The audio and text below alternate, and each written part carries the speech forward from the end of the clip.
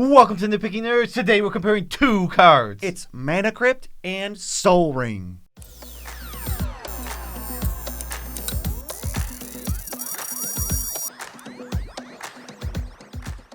I'm your host, Joe Cherries. I'm your host, Beezy, and that makes us the Nitpicking Nerds. We're bringing you daily magic content, which means enough content for everyone's birthday. So happy birthday to everyone whose birthday falls on today. Yes, and if you want to support birthdays and the Nitpicking Nerds, head over to patreon.com and support us directly. If you want to support us indirectly, you can use one or two of our affiliate links in the description below. First one, tcgplayer.com. Go down to there, click that, buy all the magic cards you were going to buy anyway, because we all know you were going to buy magic cards. As long as you set it with our link, guess what? You're supporting the Nitpicking Nerds and you spend $0 extra. And you can go to the US or the EU links for Dragon Shield and buy the best sleeves in the entire multiverse. Good sleeves. Support us. Buy custom sleeves if you want, straight from the source. All right, it's time to get into this video. We're taking Soul Ring. We're taking Mana Crypt, putting them side by side, and we're deep diving into this conversation. Oh yeah, in this video, we are going to do the following. Compare and contrast the two cards, review their price history, discuss their impact on Commander, analyze community feedback, and discuss their format legality at the very end. The very first thing we got to do is we have to read these cards. We have to look at them and actually look, what does Mana Crypt do? What does Soul Ring do? So let's start with Soul Ring. Soul Ring is one generic mana. Comes in untapped. It's an artifact. Guess what? It taps and it makes 2 mana. Always putting you up 1 mana the first turn and 2 mana for the rest of the game. Mana Crypt costs 0. It deals 3 damage to you if you flip heads on a coin flip on your upkeep. And it just taps for 2 mana. Can be played at any point in the game because it doesn't cost anything and it always accelerates you 2 mana. So the first thing to talk about is how similar really are these cards? Extremely. They're both fast mana. They both come down on turn 1 usually. Or later. If they're in your opening hand, they come down turn 1. They're, no matter when you draw them in the game, they are mana advantage right on that turn. There's so much in common here. Now, obviously, the difference is Soul Ring actually costs mana. You have to put mana into the card to get mana out of the card. Mana Crypt does not cost mana, but has the downside of every upkeep you lose 1.5 life, basically. Right, you're shaving a mana off the card, which is a big deal, to then take some extra damage over the course of the game. So both insanely strong magic cards. Nobody was ever going to question that. Not in this video. We're never going to do that. They are some of the best cards in the entire format. So a little price history on these cards. Before Commander, the original product back in 2012, Soul Ring was $15 and Mana Crypt was $80. Soul Ring, during that product, received a huge reprint that just put it into the mainstream. It dropped to $10 at that point, and then ever since, it's dropped all the way down to $2. Yeah, exactly. Every release of Soul Ring dips it a little bit, and it gets released. It's gotten released like 4 times in the past year. Oh, yeah. And then Soul Ring just from there got reprinted into the dirt. It is one of the most accessible cards in the format. It's like the flagship card of the format. We'll get to that later. But Mana Crypt never really got reprinted until the past couple years, where it seemed like 1, 2, maybe 3-ish reprints. Masterpieces don't really count. And it kind of remained on the fringe and in like this competitive bubble where, well, if you have to have the best deck, sure, you'll buy Mana Crypt. So this price history plays a huge role into how people view these cards. Start with Soul Ring. Soul Ring has always been readily available since the inception of the actual Commander format, around 2012. And since then, everybody's had Soul Ring because it's been in every single Commander product. It's been everywhere. It's all the way. You can go on TCG Player right now and get one for $2. That's completely bonkers. So it's become this casual card that goes in every single deck that if you sit down at any table, you would expect that each of the 4 decks at that table is playing a Soul Ring, regardless of what you said during the pregame talk or how you decided you wanted to play Commander. You would still expect to see Soul Ring. On the opposite side of the coin, we go to Mana Crypt. Funny, because you flip a coin for Mana Crypt. I'm super hilarious. Mana Crypt is $80 since the inception of Commander, and it really hasn't gone down much. I think the lowest I've ever seen it is like $60 since 2012. That is completely bonkers and just off the wall. And it's made people think, this card's competitive. This is a spiky card. It costs $80. If you want, your second Soul Ring, for lack of a better term, guess what? You're spending $80. Such a try-hard card. Yeah, that people say pay to win. That has gotten thrown around a lot. And it's just, Soul Ring's just skating by like, doot, don't mind me, best card in the format. And then Mana Crypt's like, hey, want to play me too? And everyone's like, no, this isn't a competitive deck. I'm trying to have fun. And that just seems like the most unfair stigma ever just put on Mana Crypt. Higher price doesn't necessarily mean higher power or strictly more competitive or strictly better. You can look at any two cards of differing prices for that. It's evident in everything. Mana Crypt, I think, is a better card, and it's more expensive, but that doesn't make it like a sheer only competitive card just because it's more expensive. Yeah, and this is kind of funny because you could just flip the roles of these cards exactly. If you say Mana Crypt had just been the cheaper card. I mean, Wizards chose Sol Ring as the flagship card of Commander. They literally picked their spot, and they said, we're going to pick one card and make it available to everybody, and it's going to be super good, and it's going to hype up the format. They picked Sol Ring. They could have picked the other one. They could have picked Mana Crypt. Yeah, and if they pick Mana Crypt and you just flip the script and Sol Ring hasn't been reprinted since back then, it's just a fast mana card. They're both fast mana, and I think the stigma doesn't even necessarily just lie with Mana Crypt. It lies with fast mana, except Sol Ring that gets this, like, it gets excused. It gets its own pass. And part of it is the price, but is price the only determination of power? Obviously not. Here's one. Mox Diamond. I think is worse than Sol Ring and Mana Crypt, and it's like 10 times more expensive than both of them because it's on the reserve list. That's the only reason it's expensive, because it's not available. The availability and demand is what determines the price. And then on top of that, people, again, if you bring a casual deck and you whip out Mox Diamond, people are going to think it's a triad deck. Say it's your most casual deck. You literally built this one. This is for example, I have a Grixis Steal Your Stuff. That's all it does. But I go turn one Mox Diamond.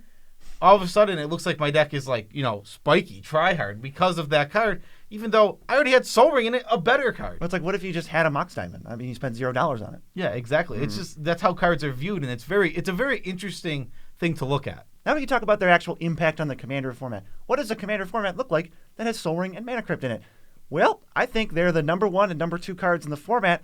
The only other card that I think maybe, depending on how you factor in color identity, that could factor into the top 3 cards is Gaia's Cradle. But these two, I think, are number 1 and number 2. They go in every single deck.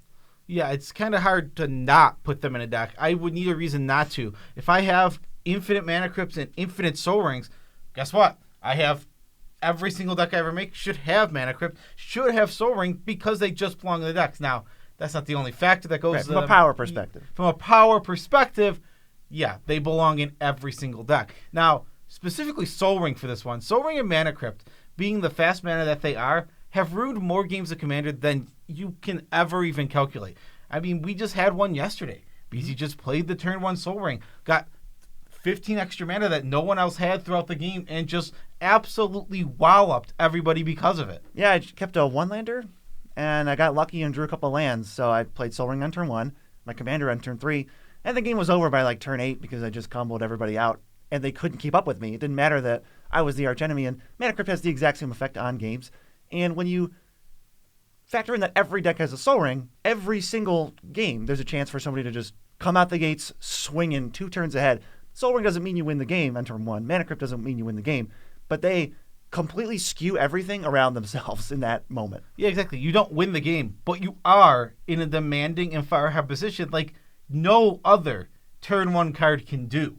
Right. When I'm playing a 4-drop on turn 2, it's like I just skipped my first 2 turns, and I'm already on 3 and 4 when everyone else is still like, tap land? Scry? One of the other things these things let you do is accelerate even faster.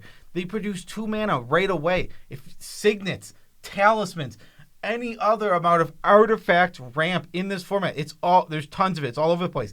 It just lets you play more of it. And if you ever go turn 1 Sol Ring into a signet, you will feel like a god when you untap and spend 5 mana on your next spell. Yeah, when you go Sol Ring Signet or Mana Crypt like Rhystic Study or Mana Crypt Signet, it just makes it so that now it doesn't even matter if you kill the Sol Ring or Mana Crypt, because I'm still going to have a permanent advantage for the rest of the game. What are you going to blow up my Signet too? It's like, how much removal do you have on turn 2 or turn 1? So it just snowballs into here's another threat. And what happens a lot in my experience is Sol Ring, next turn, whatever, then like some like pretty big threat, like 5 mana Planeswalker. And it's like, okay, we really got to deal with that. But by the time you deal with it, guess what? Now there's a 7-drop in play. Now there's an 8-drop. It's like, well, you have to use the removal on the pressing threat that's going to like wreck you. it's not the Soul Ring at that point, even though the Soul Ring's just going to pump out more things that wreck you. Same with Mana Crypt. Another thing they do, you'll see this with Soul Ring, especially because of its low price point, well, they lead the homogenization. 80% of all decks built online, all decks built on any website right now, have Soul Ring in it. That is a completely and utterly ludicrous number. No other card even comes close to that. I think 10% is a completely ludicrous number. And it's, 8 times that. I mean, if this was any tournament format, this is like dominating amounts of percentages where it's just like, gee, I think this is one of the better cards in the format. Yeah. I mean, I think one of the only things that's not in is budget decks. You can't factor in or out budget on like EDH Rec for how many decks this is in. I think that's like most of where this isn't, which is obviously says nothing to the power of the card. Yeah, and I mean, even now, it is slowly getting to an actual real budget card. It is $2. That is so cheap. And the only reason that Mana Crypt's not in every single Commander deck, well, there's 2 reasons. The first one is its price is absurd. I mean, we're talking, this card is $150 right now. Right, I mean, not affordable. What the heck is that? That is an absurdly expensive card to buy. I can buy Soul Ring 1 for, solid $2, or I can buy my second Soul Ring for my deck for $150. So that's one of the reasons it's not in every deck. And the other reason is something that I wanted to point out. If I had 100 Soul Rings and 100 Mana Crypts, and I built 100 decks, I'd put 100 Soul Rings in those decks.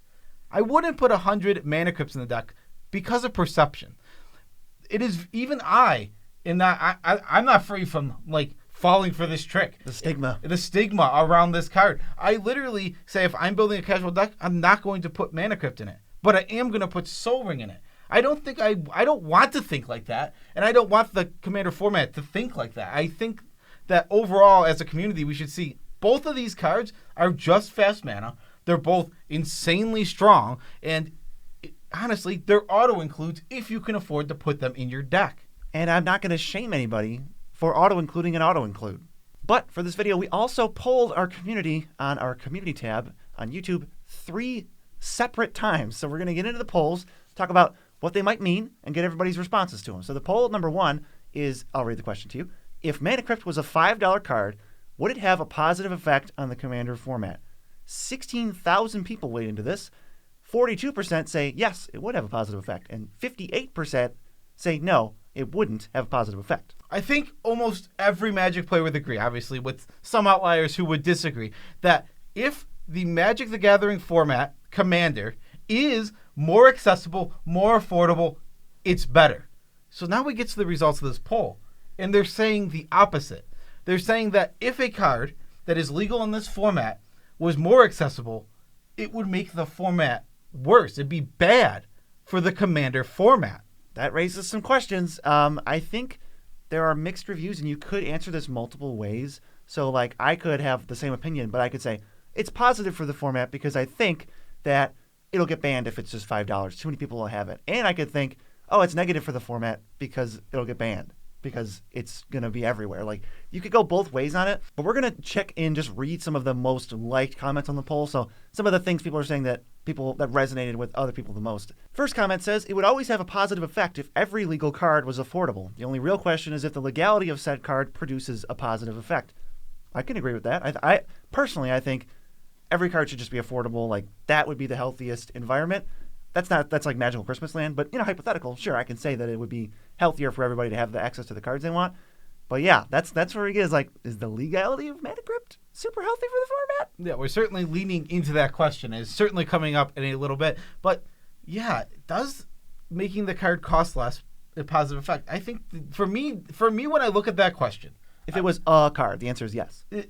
Yeah, exactly. Is a Magic card being more affordable for everyone to have that is a staple of the Commander format, strength-wise, better for the format? Absolutely. I can't fathom saying no, but because this card is so insane, it's so bonkers, it ruins so many games, people don't want it to be affordable because they don't want to see it more. Right. This next comment says, I think Mana Crypt has a negative effect on the format, but if it's going to be legal, it's even more negative if only people willing to spend $170 on it have one, which is kind of where we're at. I don't know that it's more negative if people with money can do it. Maybe people start feeling like it's pay to play. I'm not sure. I think it is worse. I think it is worse for the format if a staple like the staple card, the power level of Mana Crypt is $170 as compared to $5. It just pushes people out, right? It just pushes people out, and it does become this pay-to-win nature. I mean, again, I can just go with my gut response to things and how other people view this too. When somebody even Beezy's, he has a mono white deck, and he had Mana Crypt in there for a long, long time. It never felt casual when he went turn 1 Mana Crypt. And again, he would play turn 1 Sol Ring, and it would feel casual. Because I still have Mana Crypt in there. Exactly. He still has Mana Crypt in there, but when he plays turn, it's like, oh my god, it's like, that's so spiky. Why are you... Right. Sol Ring, he had it. Mana Crypt, really? Yeah, exactly. Oh, spiky, Come on. spiky. The next one, I like it's a little snarky. If X was accessible, would the format be better or worse? Is an interesting way to phrase, is the price tag the only thing keeping this card legal? We're definitely getting into that later. We're going to put a pin in that. That's a good snarky comment. He's right. That is one of the whole points of this discussion is its legality based on its price. First, we got to get into the second poll. The second poll is, if Sol Ring was a $150 card, would it have a positive effect on the Commander format?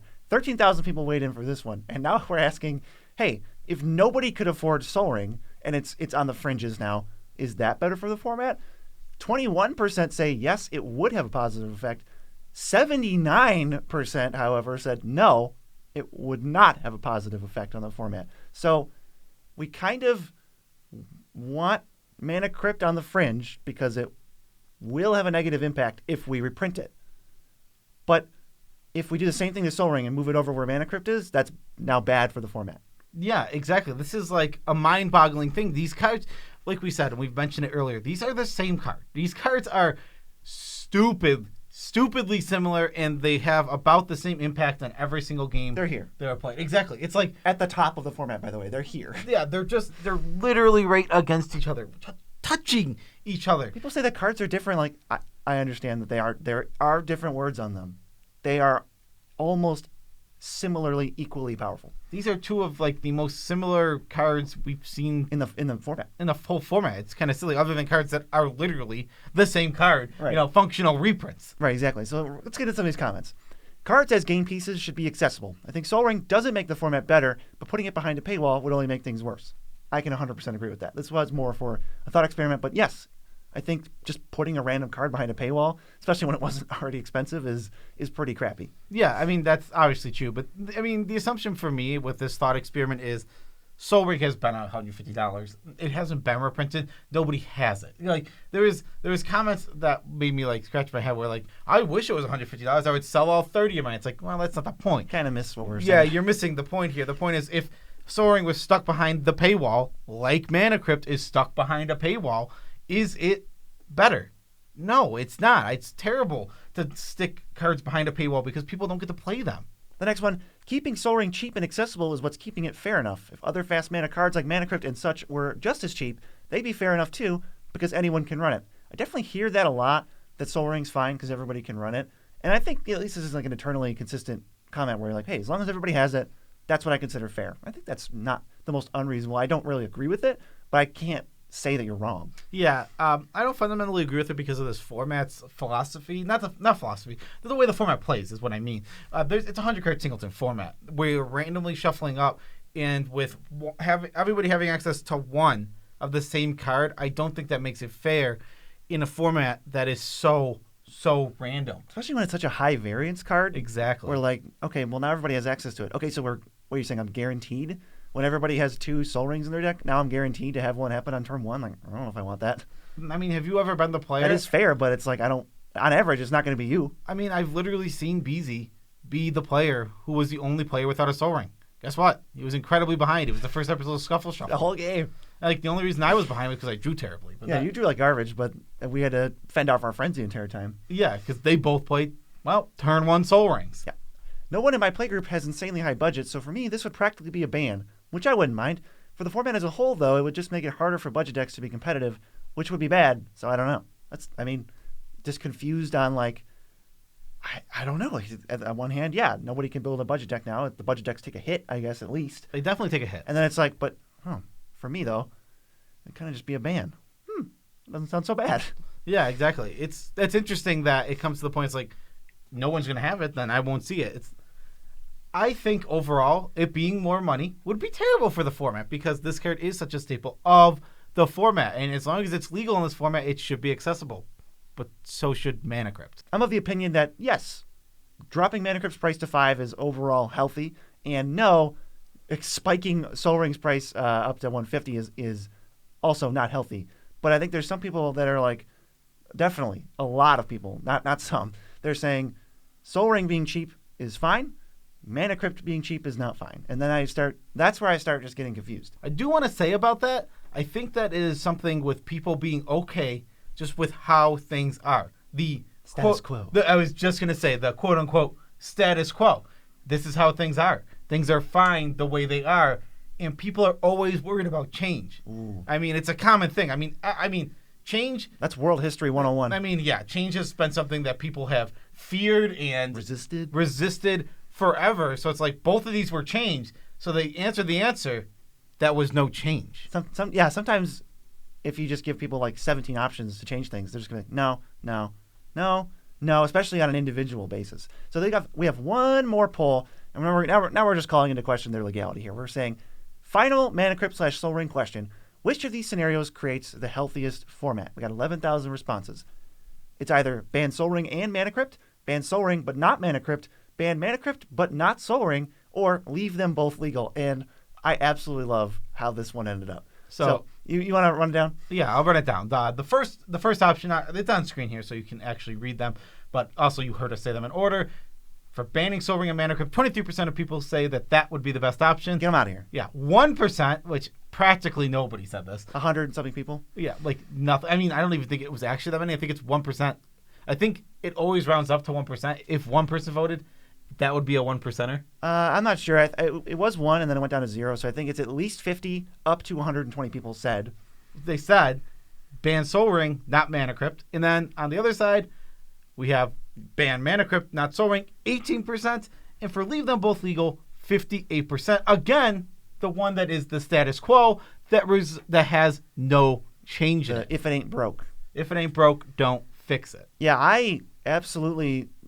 Man, I wish I could just like DM these people and ask, because now we know they are functionally identical. They cause the same output of all games, and we get 1% of people who want to ban Sol Ring but not Mana Crypt, but 18% want to ban Mana Crypt but not Sol Ring. I think that's so interesting. Even with Mana Crypt at the $150 price range and Sol Ring at the 1 cent price range. Now, me personally, if you said you have to ban either Sol Ring or Mana Crypt, I think it's an easy Sol Ring, but then we can get to that. Yeah.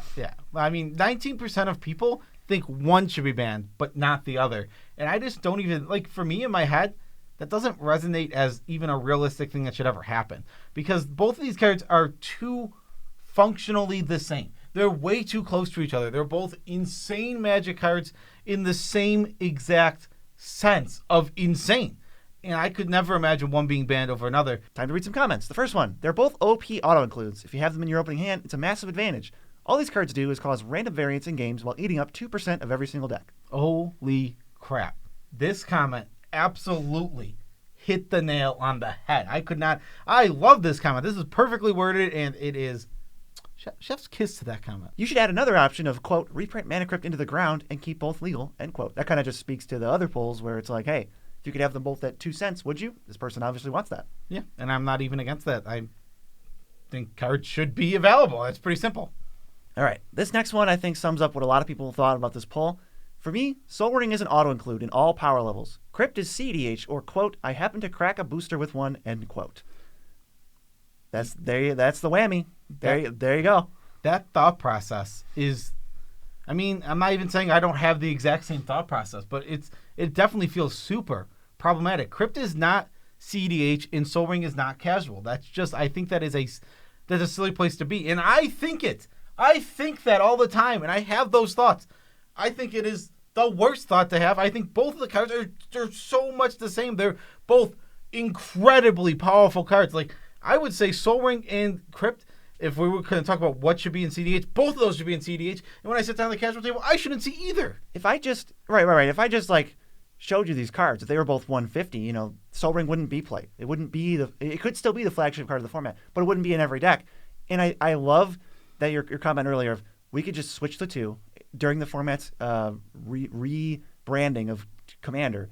Mana Crypt is the flagship card, Soul Ring is the CEDH card. It would be the exact same format that we're in right now, except the two cards would be opposite prices, and nothing else would be any different. We'd be talking about this in reverse. Yeah, exactly. These cards that you could literally change their positions. I promise you that would be 100% and it would be the true. Exact same thing. Also, another thing, I want to say this. I think Mana Crypt represents Commander way better than Soul Ring. It just does what Soul Ring does better. It's like, okay, you want explosive plays, you want big, powerful stuff. It's like, let's just do it sooner. That's not even my point. My point, I think the coin flip and the random aspect of making the format more exciting and splashy and silly. Dying to Crypt triggers. I literally cast a Crypt the other day to potentially die because I wanted it to be funny. You wanted the sweat. Exactly. I didn't have to cast that Mana Crypt, but I did because it was hilarious and I died. Right. That definitely is a fair point. Yeah, I just think it represents the format a little bit better than Soul Ring. All right, let's bring it home. We got to discuss the format legality. Time for our opinion that you couldn't have guessed until right now.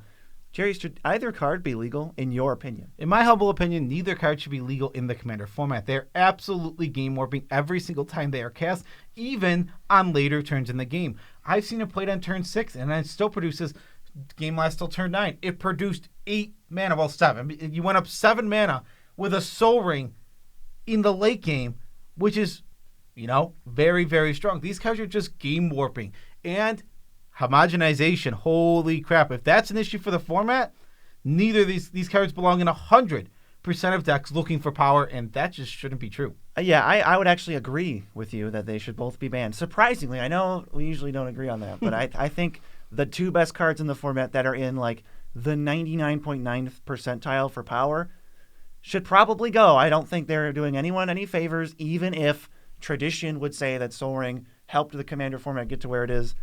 I don't think that could matter less to me, just personally. I mean, thanks, but I don't care. You're not a real person or a thing, so I don't owe you anything. I mean, I don't feel like I owe the card Soul Ring anything. We talked about logical fallacies in the video, and it's a logical fallacy to say tradition is a reason. I think it's like an argument from tradition where like something is true or correct because of what we've done in the past. Like that's never the case. Yeah. So so Soul Ring should be legal because it's always been legal in the format, and it's been a flagship card. It's the appeal to you're appealing to tradition. That alone, where you say because we've done it before, we should keep doing it. That's the problem. Just with like the actual fallacy. I mean, you could say Soul Ring is the flagship card in the format, needs it for marketing. Like that's different. That's a totally different argument that I disagree with completely. But the next thing I want to talk about is price. Well, as we talked about before, keeping Mana Crypt from being banned. Now, to me, I was like, there's no way. That sounds really ridiculous. Like, that sounds kind of ridiculous to me, where, like, Mana Crypt's not banned because it's $150 and nobody can afford it. So we looked into it a little bit. I was, like, digging, and I'm like, what is the Rules Committee's philosophy on, like, banning cards? I haven't heard what they said about banning a card based on price. I know they've talked about, like, the availability thing, which is, I think, where the Moxen, not Moxen, but certain cards are banned because of, like, partially it's the barrier to entry, I think. But I'm like, let me look. So I was searching, and I found a quote from Sheldon's article on Stars of the Games about the anatomy of a banned card that I think confirms that price is keeping Mana Crypt from being banned, potentially. At least to an extent. Obviously, this is not like, Sheldon said this, we got him, boys. We're not trying to do that, no. We're just saying, this is a quote, and it looks like this is what we can infer from it. All right, I took the whole paragraph, so we're not taking anybody out of context. While the cards on the ban list tend to fit one or more of the categories, there are others that might fit that don't end up banned. Generally speaking, the ones that don't get banned are cards that aren't getting played in great numbers in the format. A card might be miserable, but if not many people are playing it, there's no need to ban it. We want to keep the ban list as short as possible as one step in making the format as accessible as we can. This means that we'll err on the side of leaving a card unbanned if it's in the gray area. So what I can read from this is that Mana Crypt, I would say, is a miserable Magic card, but not many people are playing it, so there's no need to ban it. I would say that kind of just falls in the sweet spot, although not many people are playing it in relation to Soul Ring. I think Mana Crypt's, I don't know what the percentage is on EDH Rec, but I bet it's above 10. I think Mana Crypt falls into the category of the gray area that he mentions here, that it is a gray area, and they're trying to avoid banning cards, which is fair. I understand the want or the appeal of keeping the ban list as small as possible. So when something isn't a gray area of, okay, we got to really analyze this and should it be banned, they tend to lean toward, no, we should not ban the card. I think there's some other examples of cards that are not banned specifically because of the price, though. I don't think it's a controversial statement to say that if Tabernacle at Pendra Vale and Gaia's Cradle were both $5 cards, that they would ever remain in the format for more than 10 seconds after that. They would not, because you would see them everywhere in everything. And I want to say about Tabernacle at Pendra Vale, this fits perfectly into a card that should be banned in the Commander format. It's right up there with Caracas. This is one of the most miserable Magic cards ever printed. It's rough. It's not fun.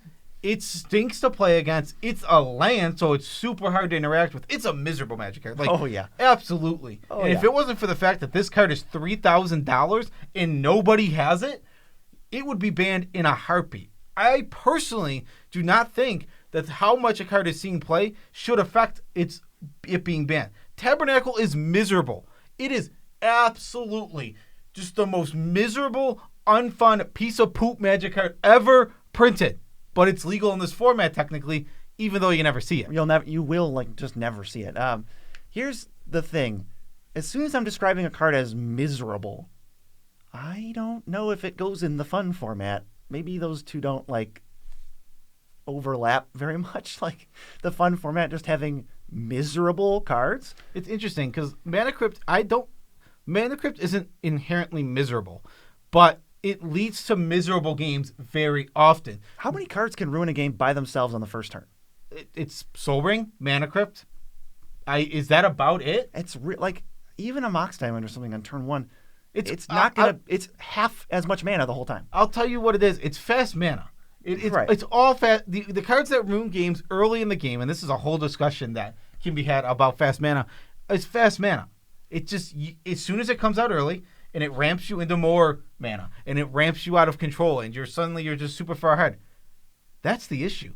The issue is that we're going net positive on mana on cards we're playing, like turn one, and that can be extremely problematic, especially with the power of cards that exist in Magic now. The things we're putting out into the battlefield now compared to when Commander was first released in 2012 when it was first became an official format. There was powerful things. Don't get me wrong, lots of powerful. things. Even ramping out an Elder Dragon in EDH days was powerful. Exactly. But look what we have now. Power creep's a real thing. Expropriate and Studio X is going to keep producing, all of these awesome cards. They're going to keep pushing just a little bit further, and that's fine. I understand that that's part of the appeal. People want to see powerful cards. They want to play more powerful cards. Push the envelope. Fire design. Exactly. They want really, really awesome cards. And because of that, we're going to keep getting awesome cards, but these fast mana things are going to continue pushing them out turns earlier than you should be seeing them. Right. We want... I've definitely seen other quotes, and maybe I'm not going to directly quote them, but 100% I know that Sheldon or the other Rules Committee members have said that one of the problems in the Commander format is that you see these fast mana things pushing the format to where turn 4 or 5 is a critical turn, but not turn 7 to 8 like they kind of hope for. And it's well, let me tell you who the two biggest offenders are right now. Obviously, everybody knows they're Mana Crypt and Soul Ring. Yeah, I just think so. I will just say this: as talking about their legality, I personally believe that fast mana, true fast mana. We're talking about Soul Ring, Mana Crypt, Mox Diamond, Chrome Mox. Jeweled Lotus? Kind of on the fringe. Well, I'll even put Jeweled Lotus in there. Fast mana. Manifold. Grim Monolith. There you go. Those are some of the other ones. Fast mana, I think personally should be banned in Commander. I think it is what pushes the format to unfun games, in my opinion. Now, obviously, it's subjective. Totally. It is so subjective on what is fun. Now, I think CEDH, fast mana is fine. Everyone's doing it. Everyone's having fast mana. Everyone's going crazy. But overall, fast mana ruins... There's nothing that ruins more games of Commander. I think it spits in the face of the whole philosophy of the format. Fast mana. And the fast mana is I think it is, honestly, the biggest issue with the whole format. Yeah, we talk about... It's so weird because it feels like from the community, there's almost this weird double standard where people are saying that I've heard one positive thing that Soul Ring does is force people to play interaction, which is a direct negation of, we don't think people should be forced to play cards just to answer other problematic cards. But that's what that is. I mean, I'll play artifact removal because I have to, or else I'm going to get demolished. It's like, whoa, what the heck in the EDH fun format? I do want to say one thing to end this video here, talking about removal as you just did. I saw a funny post on it was on Twitter. I wish I could find it. It was paradoxical or paradox of the primeval prophet of Krufix or whatever. It was literally those three cards, Paradox Engine, Primetime, and Prophet of Krufix, stapled together, and it said this card could exist and people would still be just like run removal. Run removal. That's I guess we could talk about that argument differently. So to round it out, here's a question to you guys: should Price keep Mana Crypt legal? Now, I may have a follow-up question. If it was $5 and would be banned, why not ban it now? Also, since Sol Ring is virtually the same card, there is no argument against this. Sol Ring is virtually the same card. Why isn't it banned if you just said 2 seconds ago that Mana Crypt should be banned if it was $5? Yeah. I mean, I understand the flagship thing, but I don't agree with it. I think that card being a flagship for the format isn't... I think it's a detriment to the format. I think it is a detriment. Maybe it was a flagship, but I don't know. Yeah, and it is cool. It is appealing, and it might be something that has led many players to playing Commander. I don't think it's a defense for the card nowadays. But let us know what you guys think in the comments. We value your opinion, and we love reading it, and we'll argue with you all day. We love arguing. Special shout-outs to all of our patrons. Love you guys all as much as we can without making you comfortable. Thank you all for supporting this channel and let us rant and rave about Sol Ring and Mana Crypt for an hour. Yeah, we just ranted and raved about 2 Magic cards for this long, and we definitely cut ourselves short at least 3 times to just stop from spiraling out of control. We can talk about it forever. If you want to support the channel, TCG player link in the affiliate description below. That's where all that stuff is jumbled together. There's right words in there somewhere. Yeah. Go to the link, buy the cards you want, and then we get a kickback on the order. It's like tipping us for free by buying cards you want. Yeah, you can also go to the other link in the description. There's an EU and US link for Dragon Shields. Straight to the source. Buy the best sleeves in the multiverse. Good sleeves. And guess what? You get those sleeves delivered to you. It's the same price you're going to pay in the store, but guess what? The nerds get a kickback. You're supporting this channel.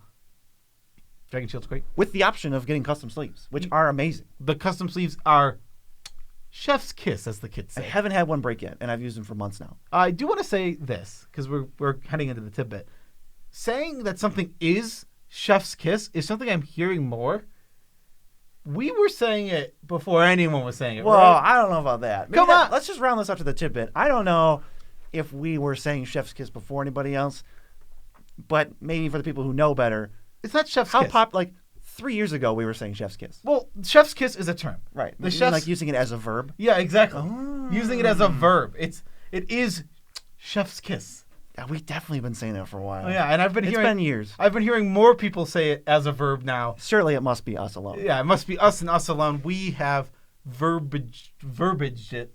I actually am really just curious if you know where that came from, where other people are getting it from. Let me know. Yeah, I mean, yeah. Anything else? And as you know, our sign-off is chef's kiss. Peace out, Tribe Scouts.